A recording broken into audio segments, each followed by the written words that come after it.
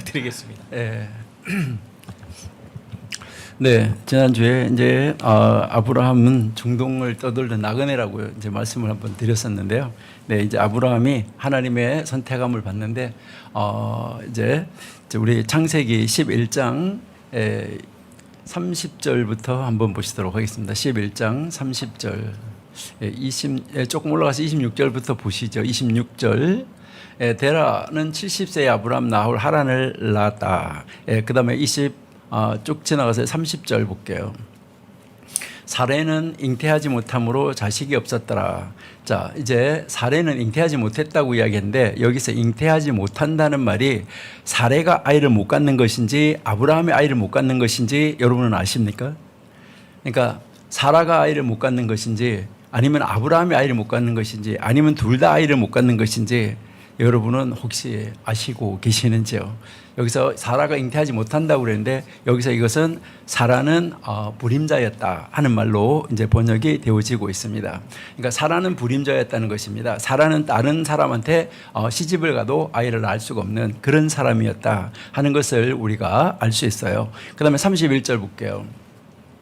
데라가 그 아들 아브라함 하란의 아들 손자 롯과 그 자부 아브라함의 아내 사레를 데리고 갈대 우르에서 떠나. 네, 뭐 아까 사도행전에서 보면 아브라함이 다 데리고 떠난 것으로 되는데 여기에 창세기에서 보면 데라가 그 아들 아브라함 하란의 아들 손자 롯 자부 아브라함의 아내 사레를 데리고 갈대 우르에서 떠난 것으로 되어 있습니다. 그러니까 아버지가 이제 이 식구들을 데리고 가나안 땅으로 가려고 해서 떠난 것이죠.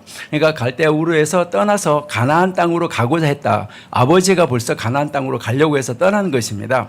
그러다가 하란에 와서 머무르게 되는 것이죠. 하란에서 머무르고 32절 볼게요. 205세를 향수하고 하란에서 죽었더라 했는데 지난주에 아브라함이 이제 아버지가 살았을 때 떠났다. 지난주에 이런 이야기가 이제 우리가 이제 지난주에 이야기를 했었어요. 그것은 왜 그러냐면 70세에 아브라함 데라가 70세에 태어났기 때문에 75세에 하란을 떠나기 때문에 145세가 되는 것이죠. 그러는데 데라는 205세를 향수하고 죽었어요. 근데 아까 사도행전 7장 4절 이것은 우리가 보기 위해서 확인하기 위해서 잠깐 한번 볼게요. 사도행전 7장 4절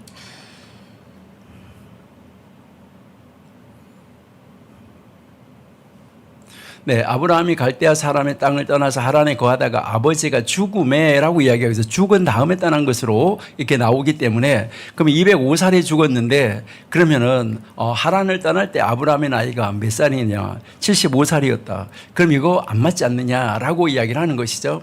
그러면은 아브라함은 막내로 130살에 태어났다. 이제 이렇게 이야기하시는 분들도 있다는 것이죠.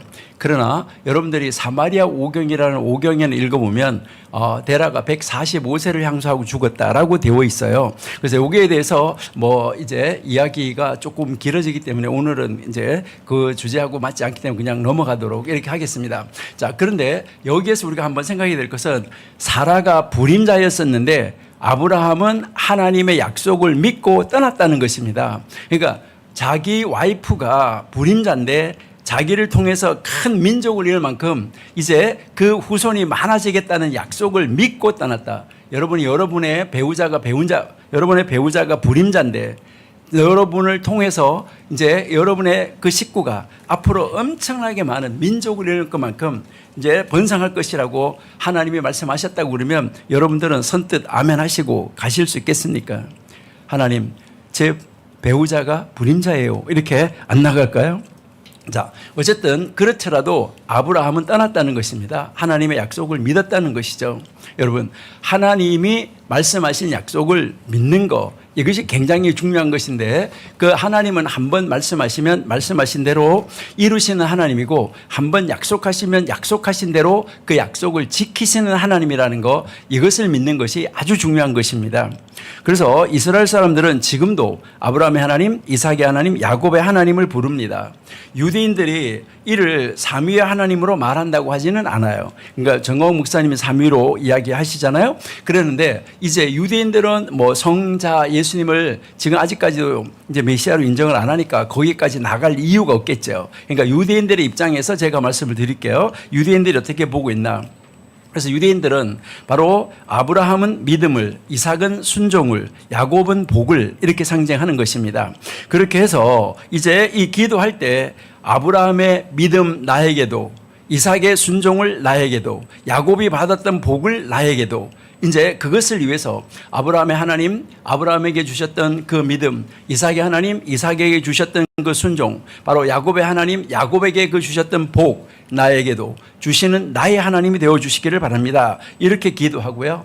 그들은 지금도 그들의 자녀들에게 이제 이것을 가르쳐 줘요. 부모들의 자녀들에게 기도해서 우리 아버지의 하나님, 나의 하나님, 우리 어머니의 하나님, 나의 하나님, 이런 호칭이 나와 주기를 그들은 정말 학수고대하고 기다립니다. 우리 아버지가 기도하니 응답해 주셨던 하나님, 우리 어머니가 기도하니까 응답해 주셨던 그 우리 어머니의 하나님, 우리 아버지 하나님, 나의 기도도 응답해 주세요. 이렇게 그런 음성이 들려지기를 원하는 것이죠. 회당에서 랍비도 또 선생님들도 마찬가지로 그런 이름이 불려지기를 원하고 있습니다. 그래서 그 삼위 하나님, 이제 여기서 성부 하나님, 성령 하나님, 이제 이 성자 하나님, 이것은 우리가 신약과 연결을 할 때 우리 정광 목사님께서 정말 아주 이것은 이제 어떤 하나님의 영에 의한 해석, 그리고 하나님이 특별히 가르쳐준 해석이라고 우리가 볼 수밖에 없는데요. 저는 이제 여기서 오늘 그냥 구약적인 것만 간단하게 오늘 시간이 없기 때문에 이야기를 드리도록 하겠습니다. 우리가 지난주에 많은 성경을 읽었는데 몇 구절만 읽어보겠습니다. 창세기 17장 7절. 네, 내가 내 언약을 나와 너와 내 대대 후손 사이에서 세워서 영원한 언약을 삼고 너와 내 후손의 하나님이 되리라 약속을 하셨어요. 너와 내 후손의 하나님이 된다라고 이야기를 하셨고 26장 24절 볼게요. 창세기 26장 24절. 네, 그 밤에 여호와께서 그에게 나타나 가라사대 나는 네 아비 아브라함의 하나님이다. 지금 여기까지 아직까지 이삭까지밖에 없기 때문에 너의 아버지 아브라함의 하나님을 이야기를 하는 것이죠. 그 다음에 28장 13절.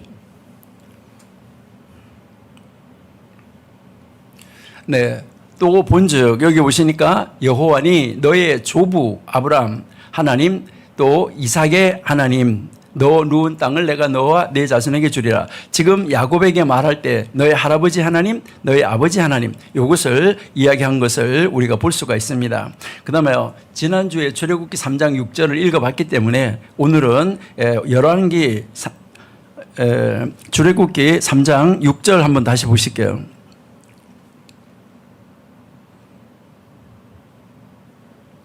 출애굽기 3장 6절에 보시니까 내 조상의 하나님, 아브라함의 하나님, 이삭의 하나님, 야곱의 하나님이다라고 여기서 이제 말씀하고 있는 것을 볼 수 있는데요. 열왕기상 18장 36절 한번 보실게요.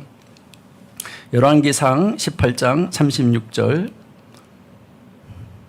네, 저녁 소재 드릴 때 이르러 선지자 엘리야가 나아가서 말하되 아브라함과 이삭과 이스라엘의 하나님 여호와여 주께서 이스라엘 중에서 하나님이 되신과 내가 주의 종이 된과 내가 주의 말씀대로 이 모든 일을 행하는 것을 오늘날 알게 하옵소서라고 여기서 지금 이야기하고 있습니다. 여기서 아브라함과 이삭과 이스마엘이 바로 야곱이죠. 그 이스마엘의 하나님 여호와여라고 지금 부르고 있는데요. 바로 그 하나님이 누구냐? 아버지다, 성부다라고 이야기를 하는데요. 이사야 63장 16절 보실게요.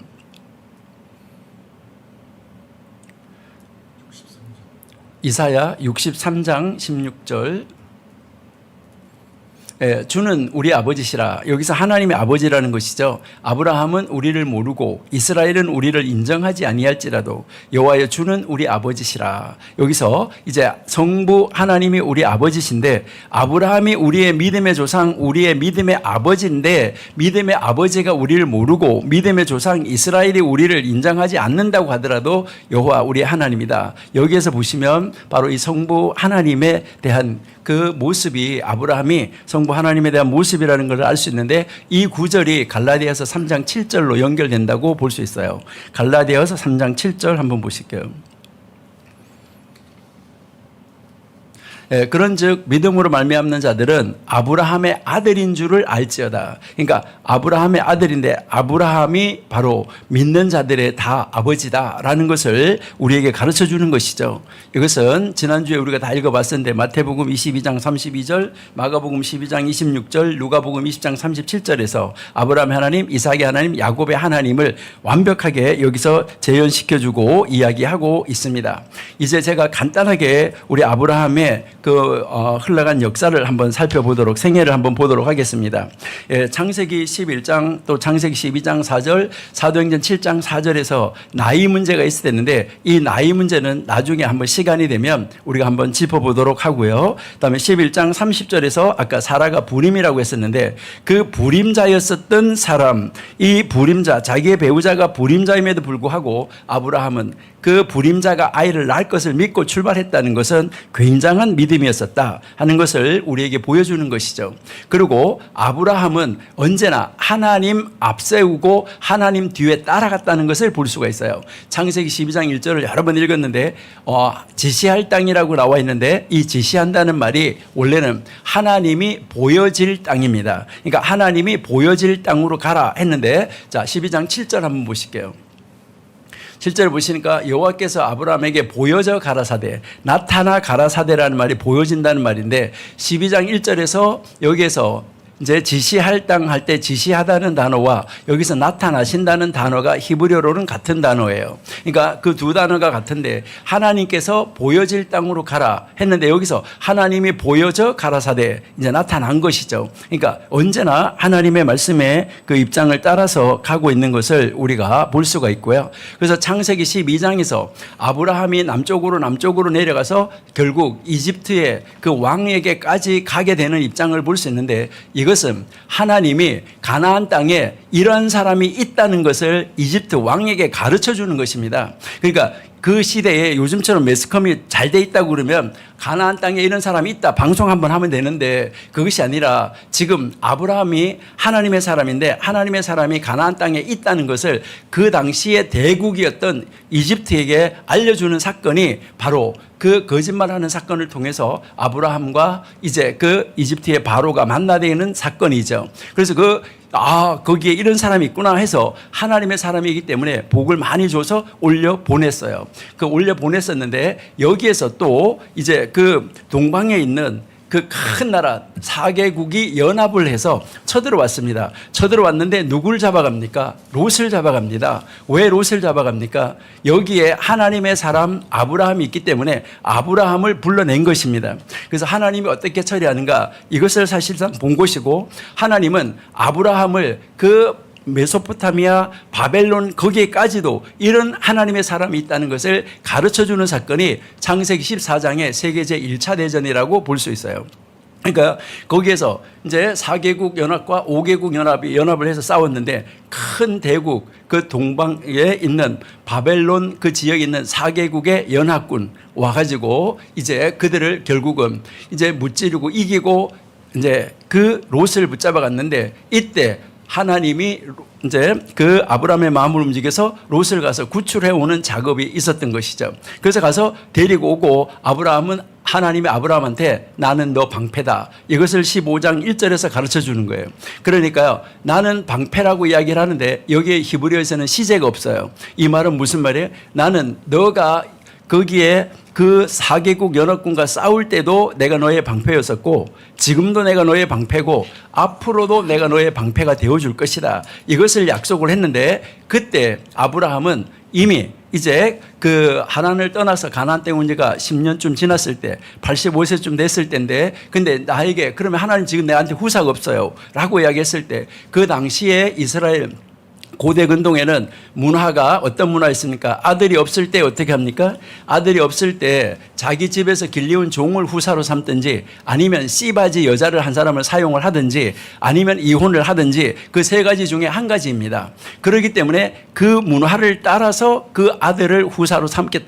엘리에셀을 후사로 삼겠다고 했는데 하나님은 아니라고 그러면서 너의 몸에서 나야 된다. 15장 4절에서 이야기했는데 여기서 몸이라는 단어는 히브리어로 보면은 태라는 단어입니다. 그러니까 너의 태에서 나야 된다라는 단어인데 너의 태라는 말은 여기서 무엇을 말합니까?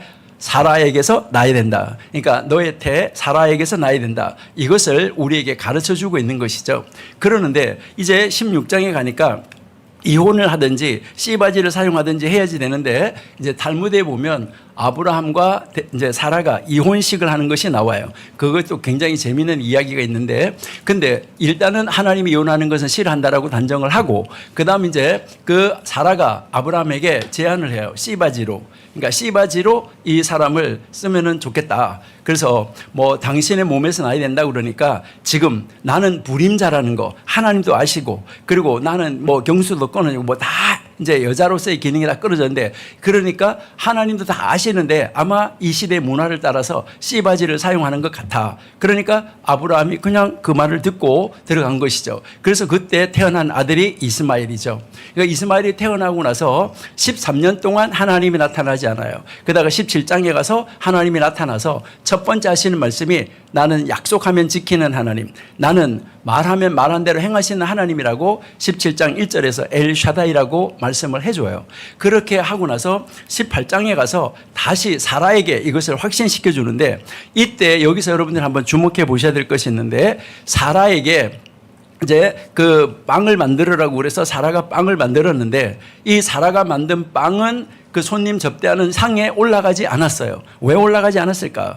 이것을 가지고 유대인들은 많이 고민했어요. 그때 뭐 했었냐면 유다가 경수가 끊어졌었는데 그때 경수가 나기 시작했다는 거예요. 그때 다시 회춘이 됐다는 거예요. 다시 회춘이 돼서 피가 있기 때문에 부정한 자가 만들었기 때문에 그 부정한 음식을 올릴 수가 없어서 가져가지 못했다라고 이렇게 이야기를 하는 것이죠. 그래서 그때 거기에서 경수가 났었고, 그래서 1년 후에 아이를 낳을 수가 있는 이런 몸으로 바꾸어졌었다라고 이야기를 하게 되는 것이죠. 그래서 이제 그 19장 이제 지나서 20장을 지나가지고 이제 그 20장에서도 결국 아브라함이 그 왕에게 가서 만나게 되는데, 그때 그 왕이 하는 말이 있습니다. 그 창세기 이제 그 20장에서 그 왕이 하는 말이 바로 무슨 말이냐면 선지자라고 이야기합니다. 그리고 아브라함을 하나님의 선지자다. 그러니까 거기에 이런 사람이 있다는 것을 또 세계 만국에 알리게 되는 것을 우리에게 가르쳐 주고 있습니다. 이렇게 해서 이스마엘이 이제 또 떠나게 되고, 그리고 이제 하나님이 22장에 가서 결국은 하나님이 아들을 바치라고 이야기를 하는데, 여기에서 우리가 한번 깊이 한번 생각해 봐야 되는데요. 여기에 우리 창세기 22장 한번 읽어 보실까요? 2절부터 볼게요. 시간이 없으니까요. 여호와께서 가라사대 내 아들. 자, 하나님이 너 아들 이러면 아브라함은 뭐라고 대답할까요? 어떤 아들이요? 이랬을까요? 이스마엘이요? 이삭이요? 이렇게 했을까요? 사랑하는 독자. 여기 왜 독자일까요? 왜 독자냐는 것이죠. 이스마엘이 있는데 왜 독자냐는 것입니다. 그러니까 그 독자라고 말을 한 다음에 이름을 이삭이라고 딱 찍어주고 있습니다. 이스마엘이라고 안 하고 뭐 이제 이삭이라고 이름을 딱 찍어주는데 왜 독자였느냐? 이것은 그 중동의 그 당시의 그 문화는 이제 그 부인이 1번 부인, 2번 부인, 3번 부인, 4번 부인이 있으면 이제 남편과 1번 부인이 한 가정이에요. 2번 부인이 한 가정이에요. 3번 부인이 한 가정이에요. 그러니까 부인이 4명이라고 그러면 4가정이에요. 그러니까 가정에 아들이 하나씩 있으면 이 4명이 다 독자다 하는 것이 그 시대의 문화입니다. 그러니까요, 여기에서 이 독자라는 말을 우리가 오해하면 안 돼요.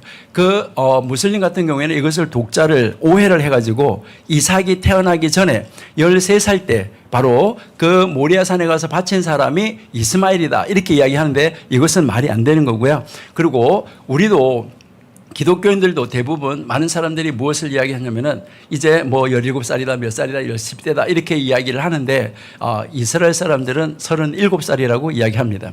그러니까 이제 나이가 그렇게 많았어 이렇게 하는데 이삭이 장가 40살에 갔어요. 그러니까 뭐 나이가 많다 이거 아니라는 것이죠. 그러니까 37살이라고 그러는데 37살에 이제 그 이삭을 번제로 드렸는데, 이것은 이 이삭이 얼마만큼 아버지의 말씀에 순종했냐는 거예요. 그러니까 아버지가 하시는 모든 일은 하나님이 기뻐하시는 일이고 하나님이 요구하시는 일이고, 우리 아버지가 하는 일은 그릇된 것이 하나도 없고 하나님이 기뻐하시는 것만 이루시는 분이시다. 그래서 아버지가 하는 일에는 그대로 나는 순종한다 하는 그 순종이 있었다는 것이죠. 그러니까 예수님이 바로 우리가 보면 예수님은 하나님 아버지가 예수님에게 요구하는 것은 다 옳은 일이기 때문에 내가 하는 말은 다 아버지가 하는 것이다. 내 안에 계시는 하나님이 하는 것이다 라고 말씀하는 것과 똑같은 이 22장은 정확하게 성부 하나님과 성자 하나님을 우리에게 분명하게 보여주는 장입니다. 오늘 시간이 없으니까 다음 주에 이사할 때 제가 좀 더 구체적으로 아주 자세하게 한번 말씀을 드려보도록 하겠습니다. 그래서 모리아 땅으로 갔는데 여기에서 그 제사 드리기 전까지만 한번 이야기를 한번 해볼게요. 오늘 이제 아브라함이 아침에 일찍이 일어났다라고 이야기를 하는데 여기에서 왜 사라랑 의논을 하지 않았을까요? 이제 이것을 여러분 한번 생각해 보셔야 되고요.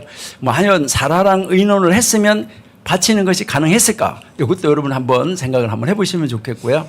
그래서 일찍이 일어났다 하는 말은 항상 여호수아가 무슨 일을 할 때 일찍 일어났다, 아침에 일찍 일어났다, 이것은 기도를 이야기하는 것입니다. 아브라함은 어떤 분이 그러더라고요. 아들을 바치려니까 마음이 뒤숭숭해가지고 밤에 잠이 안 와가지고 잠을 잘 수가 없어가지고 여기서 이래가지고 아침 일찍 일어났다. 제가 그 설교를 듣고요. 제가 학교에서 채플에 어떤 목사님 오셔가지고 설교하시는데 그 설교를 듣고 제가요, 이거 학생들한테 다시 말해줘야 되나? 어떻게 해줘야 되나? 다 몇천 명 앉아 듣는 학생들 앞에서 제가요, 저거 어떡하나. 이제 그랬었는데 여기에서 정말 이 안타까운 이런 모습을 우리가 이제 볼 수 있다 하는 것이죠. 그러니까 여기에 아침에 일찍 일어난 것은 기도하기 위해서 일어난 거고, 그 다음에 이제 안장을 지우고 사와와 함께 이삭을 데리고 번제에 쓸 나무를, 자 3절 올려줘 보세요. 3절. 자 여기에서 쪼개어 가지고 떠나 하나님의 자기에게 지시한 곳으로 갔다. 하나님이 자기에게 지시한 곳으로 가는데 여기에서 제사 준비를 누가 했나 보세요. 아브라함은 집에서 길리운 종이 318명이었었어요.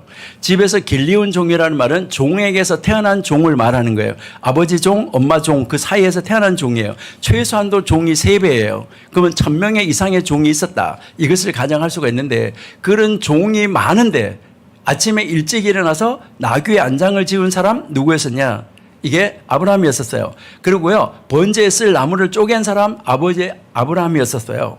이것은 무엇을 지금 이야기하고 있는가 하는 것이죠. 그러니까 이 모든 제사 준비는 다른 사람이 하는 게 아니에요. 자기 자신이 해야 돼요. 예배는 다른 사람이 대신할 수가 없어요. 기도 다른 사람이 대신할 수가 없어요. 여러분 음식을 먹는 건 마찬가지예요. 내가 배가 고프다고 다른 사람 보고 대신 먹어달라고 할 수 없어요. 이거 절대 하나님이 다른 사람을 대신시켜서 할 수 없는 일이었었다. 그러니까 아브라함은 이제 이 철저하게 하나님 중심으로 이제 이 아들을 데리고 가는데, 아들을 데리고 갔을 때 이것은 철저하게 성부 하나님의 입장을, 우리가 여기에서 이삭을 제물로 바치는 그 아버지의 아브라함의 입장을 모른다고 하면 그 십자가에다가 예수님을 달려서 돌아가시게 하는 성부 하나님의 입장을 전혀 헤아릴 수가 없습니다. 그래서 이 창세기 22장의 사건은 제가 다음에 한 단어 이고 구체적으로 이삭을 이야기하면서 좀 더 이제 히브리어 단어를 가지고 구체적으로 한번 살펴보겠습니다.